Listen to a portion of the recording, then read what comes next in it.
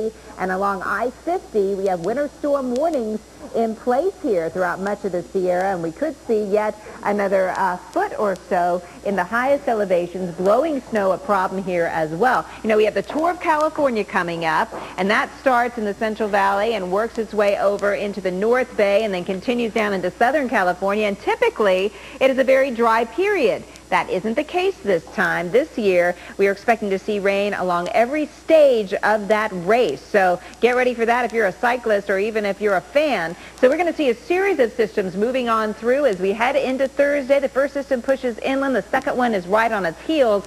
And this one we're going to have to watch as we head into our Friday. It enters the plain states, and we see moisture working its way out of the Gulf of Mexico. There we will see the rainfall. And with cold air in place here, we will likely see some snow falling and wintry weather make its return throughout parts of the Dakotas and through Kansas as we head into our Friday. So just when we're ready for the weekend, winter weather is making its return.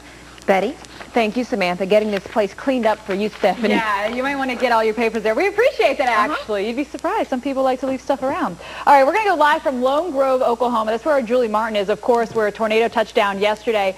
And what's interesting is she's going to show us what it's like on the ground, and then our severe weather expert is actually going to take us to the sky and show us aerial pictures of exactly where Julie's standing. He's going to analyze that, and then we'll let you know where these storms are going into the weekend. Also, we have viewer questions that were coming in through the day yesterday and today about tornadoes. So we're going to answer some viewer questions, and what I want everyone to do that's watching now, maybe log on to your computers, your Blackberries, your iPhones, whatever device you have, abramsandbettis@weather.com. Email us, and we'll try to get your questions answered as well.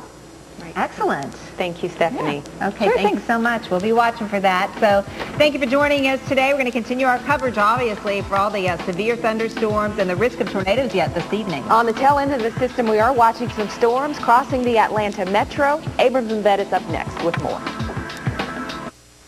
This is a Honda portable generator. Perfect for when you lose power. Great for camping and RVs too. Super quiet, long running, and best of all, it's a Honda.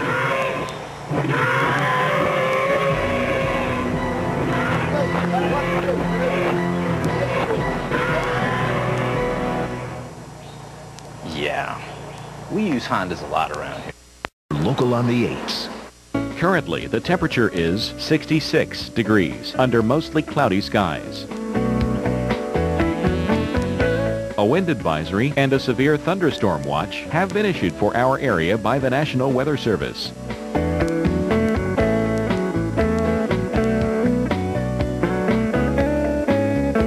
Here's our local Doppler radar.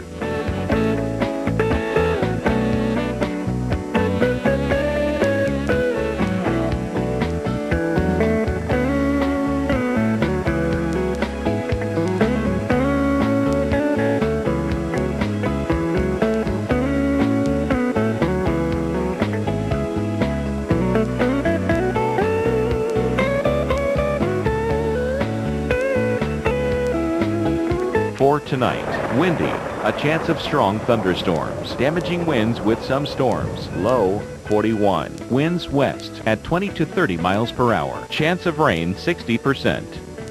And on Thursday, a few clouds from time to time, high 66. And Thursday night, a few clouds from time to time, low 37. Winds light and variable. The week ahead.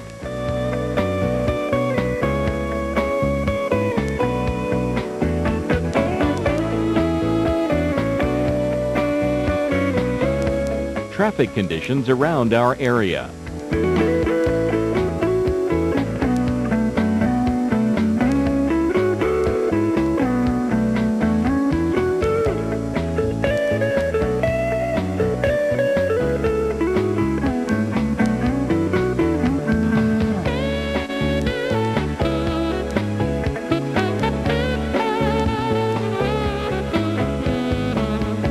Storm Stories premieres Sunday, February 22nd at 8 on the Weather Channel.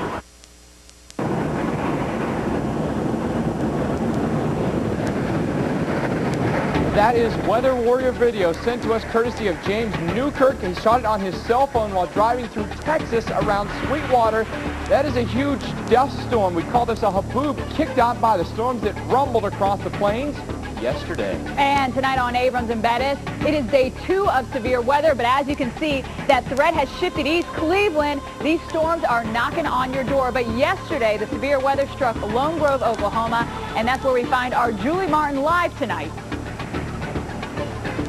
Well, good evening, Stephanie and Mike. Much of this community completely devastated after that powerful tornado last night. People here are cleaning up and they're mourning the 8 lives lost. I'll have the very latest coming up for you on the ground in a live report. Severe weather is doing more than churning out tornadoes, hail, and wind, and you'd be surprised just how vast the flood threats are. The next round of storms will put a damper on the Valentine's Day weekend. Find out when it will impact you. The West is dealing with several doses of winter weather. It could make for some dangerous travel, but some prime skiing.